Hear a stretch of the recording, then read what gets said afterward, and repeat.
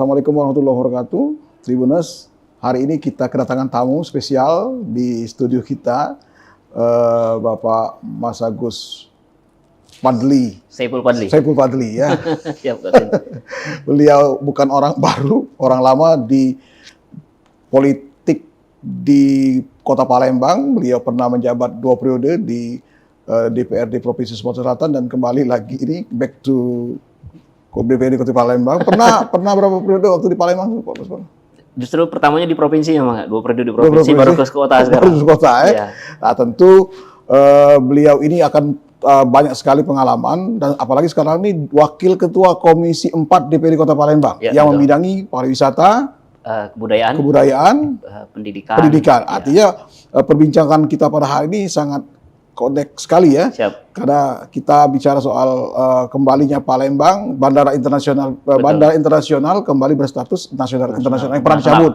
Karena kita ketahui bahwa pemirsa 2 tahun yang lalu Bandara Sultan Badarudin dicabut status internasionalnya. Betul. Karena mungkin waktu itu Kementerian Perhubungan menilai aktivitas penerbangan yang masuk ke Kota Palembang dari luar negeri sangat minim. Ya. Nah, sekarang ini Pak Saiful kembali lagi bahwa Bandara Palembang menjadi bandara internasional kembali. Kira-kira menurut Anda ya, apakah ini ada kolerasinya dengan Komisi 4? Baik, makasih sebelumnya Ya, Kak Usin dan Tribun sudah ngundang kami untuk ke sini.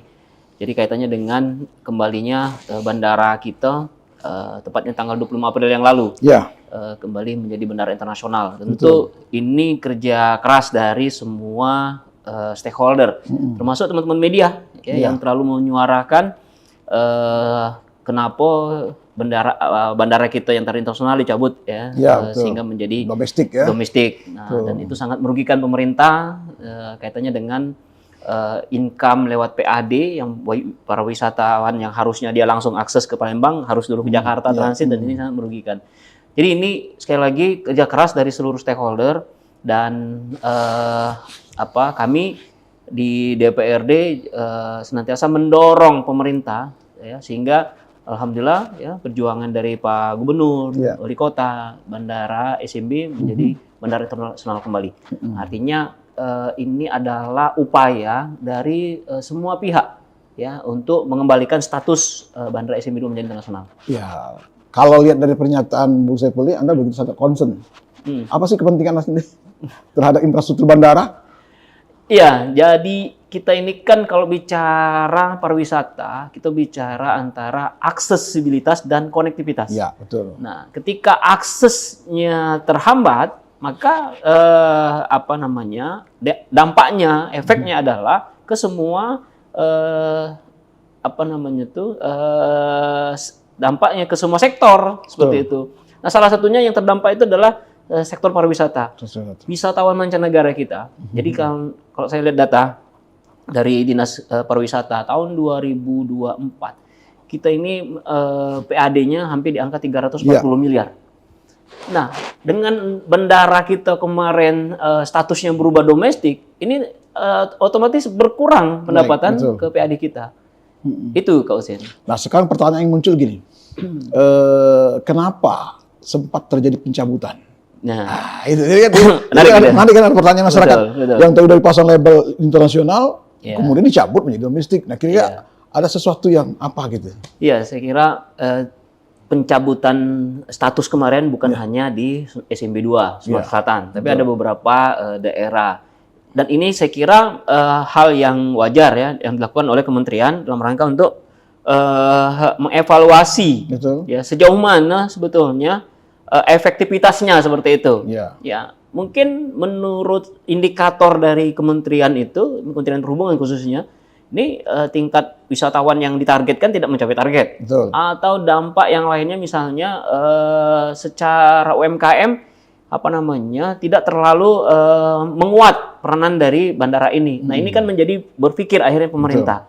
Nah, saya kira kita harus belajar, jangan sampai sudah dihukum, berhasil, kemudian dihukum lagi. Nah, ini jangan sampai sejarah seperti itu lagi. Pertanyaan yang menarik, yang menyusul lagi timbul di kami ini, setelah ini dibuka nih, apa peran kita menyikapi kembalinya internasional? Kan kalau kalau dibuka internasional kemudian kita tidak ada aksi lebih dari itu, nanti cuma sia-sia untuk mendatangkan turisnya, wisata dari mancanegara. Ini apa yang harus dilakukan, terutama di legislatif ya? Iya, kalau kita kan sesuai dengan tupoksi kita, salah satunya adalah kaitannya dengan regulasi, kebijakan. Nah, kita melihat target ya dari OPD yang terkait dalam hal ini kebudayaan dan pariwisata. Betul. Satu sisi kita ini kan punya banyak aset wisata. Palembang ini kan kota tertua di Indonesia. Betul. Jangan sampai kata tertua itu hanya tinggal sebuah kenangan. Betul. Nah, maka harus disupport ya dengan tingkat tujuan dari orang yang akan berkunjung ke Palembang. Makanya kan kita ada yang namanya Palembang sebagai kota budaya. Yang kedua sebagai kota wisata kuliner. Yang ketiga Palembang juga sebagai wisata air gitu ya. Nah, artinya ke depan ya bagaimana kemudian infrastruktur ini dengan sedemikian rupa disiapkan oleh pemerintah sehingga untuk menjaga bandara ini menjadi tujuan dari wisatawan, maka kita harus menyiapkan dulu tempat kunjungannya. Betul. Jadi orang nak ke Palembang itu nak kemana tujuan wisatanya. Betul. Nah, ini kan harus dibuatkan ya semacam dari dinas terkait ya gimmick yang mendatangkan orang-orang untuk hadir ke Palembang seperti itu. Kalau kita lihat potensi ya, katakanlah kan Palembang tidak seperti daerah lain ya, punya potensi wisata alam ya, yang luar biasa. Orang-orang ke Palembang ini bingung mau kemana gitu ya. Sementara jarak wisata dari daerah lain dengan kota Palembang, pusat kota kan cukup jauh. Betul. Sehingga energi yang dipakai itu lebih menguras baik tenaga maupun finansial bagi pengunjung. Nah, kita pernah populer Palembang ini dengan wisata MICE ya. MICE. Gitu ya. Dengan meetingnya, exhibition. Apakah ini akan digerakkan juga nanti ke depan? Ini yang salah satu kami dorong. Jadi beberapa waktu lalu kami kehadiran teman-teman dari Asosiasi Pelaku Pariwisata Indonesia. Jadi teman-teman dari ASPI ini terus menyuarakan. Nah, salah satu yang kita akan kawal adalah bagaimana Sumatera Selatan ini mempunyai badan promosi pariwisata, BPPD daerah. Nah, badan promosi pariwisata ini saya kira harus segera dibentuk ya. Ini tadi dalam rangka menjaga kedepannya MICE hidup lagi, betul. Kemudian event-event berhadir lagi di kota Palembang ini. Nah, ini kan harus ada lembaga yang ngurusinya, ya tidak kemudian semua stakeholder ini mempunyai kesibukan masing-masing, tapi memang harus ada yang khusus. Ya, yang khusus. Yang khusus seperti apa itu? Ya tadi, Badan Promosi Pariwisata Daerah. Itu nanti isinya apa? SDM di situ apa? Jadi ini merupakan kolaborasi dari pelaku pariwisata. Di situ juga ada pemerintah harus hadir dan kami di legislatif juga masuk di situ. Teman-teman media juga ada. Jadi semua pelaku pariwisata ya sehingga BPPD ini Badan Promosi Pariwisata ini akan benar-benar efektif. Jangan maaf ngomong sekedar nama dibentuk kemudian selesai begitu ya. Nah, mumpung Wak Saiful ini berada di legislatif ya, dari perspektif kami melihat bahwa sebenarnya penataan kota Palembang ini sebenarnya simpel-simpel banget, tidak terlalu rumit. Beberapa tempat yang sudah menjadi ikonnya wisata itu sudah ada di Palembang. Hanya kami melihat ini, masyarakat juga melihat belum ada penajaman dari pemerintah. Misal gini. Kalau kita sebenarnya spot wisata sudah terbentuk di Palembang. Misal, kalau kita mau lihat ukiran kayu lima kan 19 ilir. 19 ilir, ada tempat-tempatnya. Ada tempatnya kan. Kalau kita mau songket, Tangga Buntung ada tempatnya. Mau jemputan di daerah Kertapati. Kemudian kalau mau lihat wisata ya pakaian bekas gitu ya. Onderdil dan sebagainya, Pasar Cindi.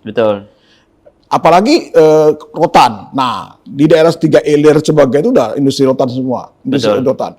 Nah, kami melihat gitu, sepertinya spot-spot ini tidak terjaga oleh pemerintah. Kita lihat kawasan Sudirman, toko pada mati semua. Betul. Padahal itu daerah hidup. Kenapa? Apakah perhatian pemerintah kurang ya? Ya, seperti fokus itu. Fokus gitu. Jadi saya lihat gini, Kak Usin. Ada beberapa poin ya terkait dengan apa yang ditanyakan oleh Kak Usin tadi. Pertama, harus ada sense of belongs. Yeah. Jadi rasa memiliki dari pemerintah kota. Betul. Dalam hal ini mungkin dinas yang terkait. Jadi jangan sampai cuman sekedar membuat event selesai, tapi tidak ada follow up untuk event itu. Iya, betul. Yang kedua, saya melihat kurang diajaknya teman-teman praktisi lapangan. Jadi misalnya tadi, mungkin dulu ya kawan-kawan dari budayawan, sejarawan, ini jarang dilibatkan ya oleh pemerintah, ya termasuk akademisi untuk diajak berpikir bagaimana kemudian kita tadi membangun sebuah kawasan yang dia khusus seperti itu. Nah, yang ada hari ini adalah ini sebetulnya inisiatif dari kelompok-kelompok masyarakat. Misalnya kita di daerah Kertapati, Tuan Kentang. Tuan Kentang. Nah, ini kan salah satu CSR dari BUMN. BUMN, betul. Nah, ini untuk pasar jemputan lah ya, kayak jemputan ya. Kayak jemputan gitu kan. Nah, kan harusnya digandeng lah pemerintah, pelaku pariwisata. Sehingga ada korelasi. Ya, di saya lihat memang pemerintah hari ini memang sudah harus fokus. Betul. Ya, harus fokus. Kenapa hal ini tidak terjadi? Karena tadi tidak melibatkan orang-orang yang ahli dan pengalaman di bidangnya. Betul. Nah, ini salah satu tugas kami juga ya, betul. Sebagai social control dari pemerintah untuk memastikan bahwa pemerintah hari ini, ya, terutama yang yang punya Palembang, ya kan? Bagaimana kemudian janji-janji kampanye tadi ini benar-benar terrealisasi. Betul. Mengangkat budaya pariwisata Kota Palembang dan menciptakan kawasan untuk para wisatawan untuk hadir. Ya. Jadi kan, kalau misalnya kami kepengen nengok sentra kuliner. Betul. Nah, mereka kan bisa kita hadirkan begitu. Nah, inilah yang saya kira nanti menjadi PR kami juga, ya, legislatif, untuk kemudian menekankan kembali kepada mitra kami, dalam hal ini Dinas OPD yang terkait kebudayaan, pariwisata, untuk senantiasa bisa lebih fokus ya, dan apa yang menjadi keinginan masyarakat Kota Palembang ini tadi yang sederhana dan simpel. Iya, betul. Wong kita ini kepengen tempat misalnya hiburan, ya kan, tempat makan. Jadi ketika bicara wisata religi, kemana masyarakat Palembang ini? Nah, ini kan memang harus dari sekarang. Betul. Kan kalau kita melihat tren kunjungan wisata atau karakter pengunjung yang datang satu daerah, dia tidak lagi bicara soal tempat yang modern, karena tempatnya udah modern kan. Betul. Dia kepengen sesuatu yang tradisional. Saya pernah ada beberapa teman kami waktu itu datang ke Palembang, simple dia kepengen naik becak. Masya Allah. Dia pengen naik becak itu aja. Benar. Enggak, dia mau berkunjung naik mobil dia pengen naik becak. Ada yang lebih keren lagi, pengen naik ketek dia. Naik ketek kan. Nah, kenapa itu yang kita tidak sentuh? Satu itu ya. Pertanyaan mungkin ini bagi masukan juga. Ada juga beberapa pendapat yang masuk. Ini kita bukannya mengkritik, tapi autokritik, tapi bukannya tidak suka, tapi memang beberapa pertanyaan yang muncul di masyarakat. Kenapa harus sekadar Lamidaro yang harus yang harus direklamasi sebagainya? Kenapa tidak kawasan sekanaknya saja? Betul. Di situ ada bangunan 1424. Benar. Pada kampung pecinan. Benar. Dari kantung wali kota sampai ke Biak Suruh. Betul. Nah, kenapa itu tidak dijadikan kawasan wisata? Benar. Nah, kira-kira gimana? Ya, saya sepakat itu ya. Jadi memang kadang-kadang membuat sebuah prioritas dalam sebuah pembangunan itu, kita harus melihat kearifan lokal. Betul. Nah, bukan hanya sekedar tanda kutip proyek saja gitu ya. Nah, ini hal-hal yang tadi yang dia bernilai kalau bangunan di atas 50 tahun itu cagar budaya, betul. Yang harusnya kita lestarikan, tapi kemudian prioritasnya beralih ke yang lain seperti itu ya. Nah, kita belum terlambat. Iya, belum terlambat, artinya Hotong masih berdiri. Hotong masih ada. Tapi kalau kita nggak perhatikan itu cagar habis itu nanti dibongkar, habis ya. Kita sudah belajar kayak mau bangunan Cindi habis ya kan. Iya, betul. Ya, jadi tinggal cawan yang sekedarnya ya. Nah, tapi insya Allah mudah-mudahan kami berharap bahwa kami di Komisi 4 yang membidangi masalah kebudayaan dan pariwisata, ya, kami akan kawal supaya pemerintah Kota Palembang, terutama OPD yang terkait ini, Kak Usin, ini betul-betul ke depan ini memperhatikan kembali, ya, jangan sampai dampaknya itu tadi kita dihukum dengan bandara kita dijadikan domestik. Nah ini kan banyak efek-efeknya itu. Jadi insya Allah dengan adanya dialog seperti ini ya, ini akan menjadi sebuah trigger juga bagi pemerintah Kota Palembang. Setidaknya kita masih punya banyak tempat wisata, masih punya banyak sejarah yang harus digali dan dipertahankan, sehingga Palembang sebagai kota tertua ini betul-betul sejarahnya dirasakan tidak hanya oleh masyarakat Palembang, tapi juga masyarakat Indonesia dan dunia. Satu hal, Pak Saiful, saya pernah baca satu tulisan dan saya dengar langsung ungkapan peneliti kuliner lah. Masyarakat kota atau daerah yang paling konsisten dengan kulinernya Palembang. Iya, betul. Dibandingkan dengan kuliner-kuliner daerah lain ya. Iya. Kita kan orang yang jalan nih. Kita lihat Jogja misalnya. Ada nggak orang Jogja yang nangkring makanan tradisionalnya? Iya. Tidak begitu ya. Betul. Daerah. Tapi kalau kita di Kota Palembang, pempek. Iya. Itu tidak pernah sepi. Benar. Mulai dari pempek sepeda. Iya. Sampai ke toko. Betul. Selalu penuh. Benar. Nah, ini kan luar biasa support perusahaannya. Benar. Apakah ada perhatian khusus lagi ke pemerintah untuk mensupport usaha-usaha seperti ini? Harusnya ada ya, karena kalau melihat data ini bahan baku ikan itu, itu ikan. Itu kan luar biasa, berapa ton ya, yang dihasilkan ya. Betul. Berapa banyak yang sudah istilahnya diproduksi, tidak hanya di dalam tapi juga keluar ya. Nah, ini kan luar biasa. Jadi, tapi tadi menjelaskan sedikit. Sumbernya itu justru bukan dari luar kita. Betul, dari luar. Jadi ada luar biasa potensi, tapi dihilirisasinya. Benar. Nah, itu gimana? Iya, sekali lagi memang ya pemerintah harus hadir. Betul. Ya kan? Harus hadir. Jangan sampai menjaga ekosistem ini ada yang menjadi tersumbat gitu. Betul. Ya. Nah, jadi kaitannya itu Kak Husin ya, ketika kita bisa menjaga UMKM ini dengan baik ya kan, setidaknya kita akan menjaga pariwisata yang hadir ke tempat kita dan dampaknya adalah ke PAD. Betul. Pendapatan asli daerah pemerintah itu akan meningkat gitu ya. Kalau PAD naik, TPP naik gitu. Kalau Dewan tidak punya TPP, Dewan. ASN. Kalau PAD-nya besar, kan program-program wali kota untuk lancar, jalan dan sebagainya. Ini kan ya boleh dikatakan salah satu sektor pendapat andalan kota kan PAD. Betul. Mau kemana lagi? Ya kan dampaknya itu luar biasa. Kalau wisatawan hadir, hotel penuh. Kita ini kalau tidak salah ada 8.000 kamar ya tersebar di Kota Palembang ini ya, di seluruh hotel mulai bintang 5 sampai Melati. Nah, artinya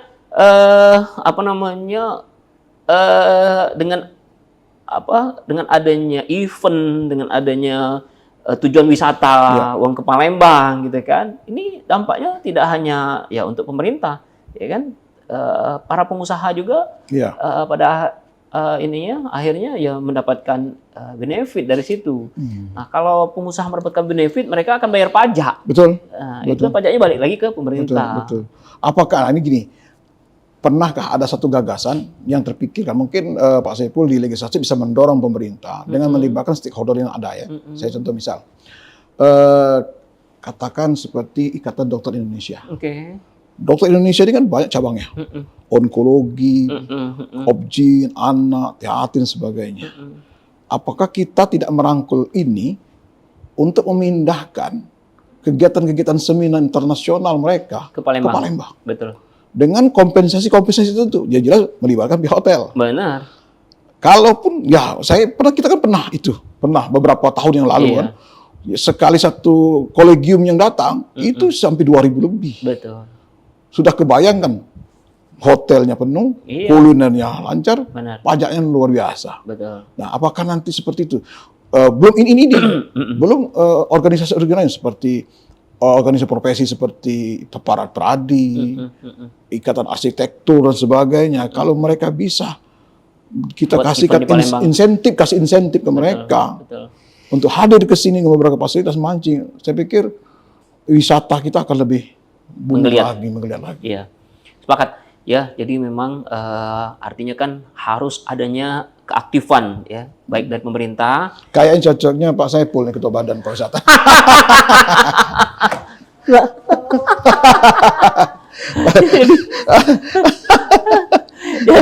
jadi Tapi kalau sudah jadi itu, kali saya ikut.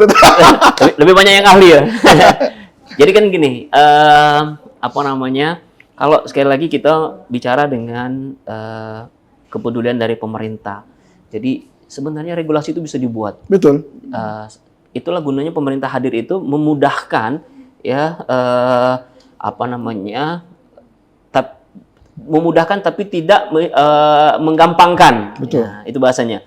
Artinya tidak dipersulit ya ketika ada asosiasi atau komunitas yang pengen buat acara nasional di Kota Palembang, ketika pemerintah menyiapkan infrastrukturnya dengan baik. Betul. Jadi misalnya Kak Usin, pengen naik kapal Putri Kembang Dadar begitu kan, untuk menikmati pemandangan Sungai Musi di Kota Palembang. Iya. Tapi pemerintah tidak siap dengan kapalnya, macet misalnya. Nah ini kan salah satu poin. Iya, poin. Betul. Nah, artinya dari segi itu kita juga harus menyiapkannya. Betul. Nah, belum lagi yang lain-lainnya. Jadi memudahkan para pelaku usaha, ya. Artinya pemerintah sedang membuat tambang emasnya sendiri. Iya. Ya kan? Kalau mereka dipersulit, ya artinya ini akan menjadi sulit juga. Anda yakin dengan pemerintahan saat ini? Kalau saya melihat, ya harus tetap ada kontrol dari legislatif. Ya. Ya, karena bahasa yakin atau tidak yakin itu kan akan kita lihat buktinya di lapangan. Betul. Nah, kalau kontrolnya lemah dari legislatif, ya saya yakin juga apa namanya tidak akan efektif. Betul. Begitu. Jadi harus ada kolaborasi eksekutif, legislatif, kemudian dari stakeholder yang lainnya, pelaku wisata khususnya, teman-teman media. Nah, ini harus bersama-sama. Makanya Badan Promosi Pariwisata tadi ke depan ini memang harus segera dibentuk, Kak Husin. Perlu ada insentif-insentif khusus untuk hotel, pelaku wisata lain? Harus ada. Jadi apa untuk event-event tertentu ya. Kan begini, kalau hukum dagangnya itu kan, Ya. beli 10 dengan beli 100 kan beda. Karena kita akan bicara tentang volumenya. Betul. Nah, kalau kita menghadirkan orang 2.000, 3.000 ke Kota Palembang dan 8.000 kamar di Kota Palembang ini terpenuhi. Ya. Betul. Nah, ini tinggal kemudian bagaimana? Apakah pajak misalnya yang tadinya sekian ya dapat subsidi dari pemerintah misalnya. Sehingga kan teman-teman yang dari event organizer ataupun yang mengadain kegiatan tadi juga akan ngomong, ini kalau di Kota Palembang ada event, kamarnya kami lebih dapat diskon khusus. Betul. Ya, sehingga akan menjadi pembicaraan ya kan. Betul. Nah, jadi Palembang ini tidak hanya di kota yang ada banyak wisata kuliner, wisata sejarah, wisata sungainya, tapi pemerintahnya hadir. Betul. Dengan cara apa? Mereka memberikan diskon-diskon khusus ya, yang mereka mengurangi dari pajak yang harus dibayar begitu. Artinya mengalah sedikit, tapi untuk dapatkan yang banyak. Perlu seperti itu. Betul. Oke. Sekarang selain inovasi seperti insentif yang harus dikeluarkan oleh pemerintah, ada regulasi lain yang harus dilakukan untuk menyikapi bandara kita saat ini? Kalau di daerah bandara-bandara yang sering ketika kami di dinas kunjungan ya, saya melihat pertama kali orang itu disambut dengan kesenian daerah. Nah, kita ini kan lagu di bandara itu lagu-lagunya itulah. Betul. Ya. Nah, ketika orang ke Jogja itu ada pementasan ya di bandara itu. Ya, sehingga ada semacam stand khusus itu. Ada stand khusus. Ini pelaku seni akhirnya dilibatkan. Betul. Dan ini kan menarik perhatian. Ya, jangan-jangan, wah kami kangen dengan Palembang. Jengok ada misalnya pementasan Dol Muluk misalnya di bandara, itu kan keren. Betul. Nah, jadi gimmick-gimmick seperti ini juga harus sering dibuat ya. Betul. Ya, sehingga menarik perhatian para wisatawan yang hadir. Ada satu pertanyaan yang sering kami tangkap di pembaca kita ya, baik secara offline maupun online gitu Pak. Ini kaitannya tentang mendongkrak kunjungan wisata. Keberadaan rumah bari. Rumah bari, betul. Apakah ada keinginan dari Komisi 4 untuk mengeluarkan rumah bari di museum itu ke lokasi terbuka? Nah, kita belajar seperti ini. Kita belajar seperti di Bukit Tinggi, rumah adat Minangkabau. Ya. Dia berada di space tanah yang terbuka. Di sana pengunjung datang, ada tempat wisatanya, ada kuliner, stand kulinernya, kemudian bisa pakai baju adat, beputu dan sebagainya. Nah, di kita tidak.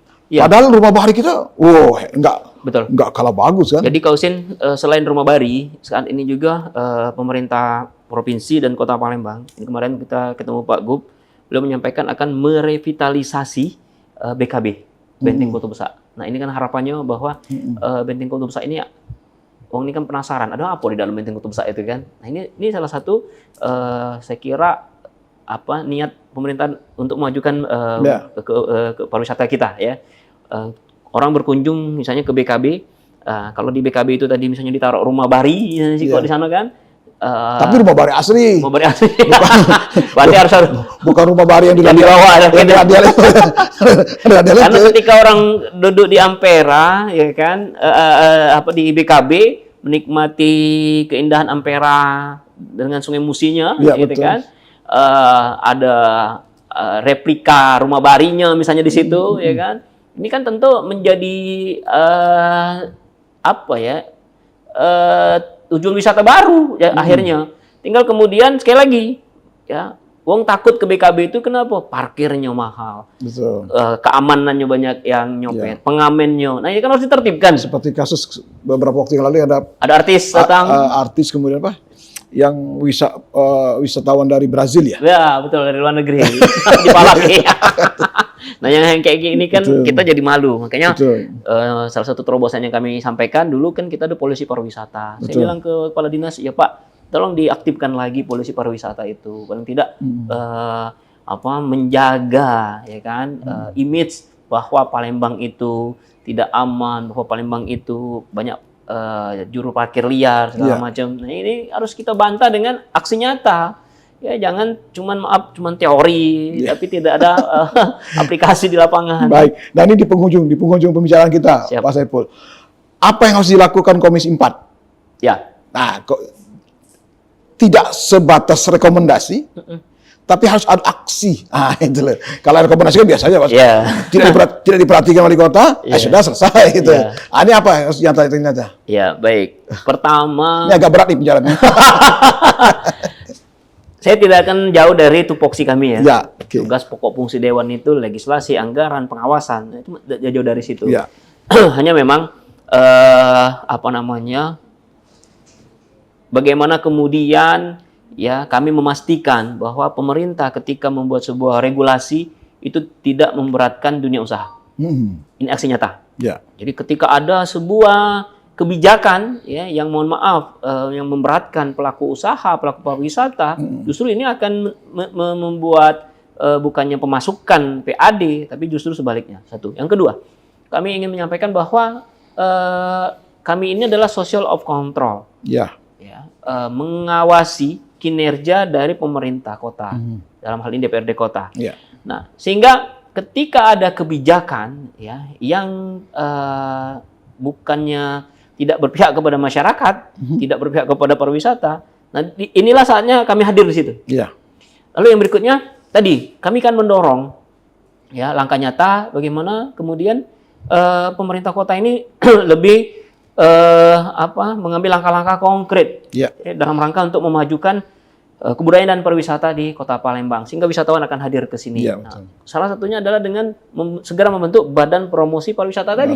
Itu kan balik lagi ke situ lagi. Yang ketuanya Pak Saiful. Baik,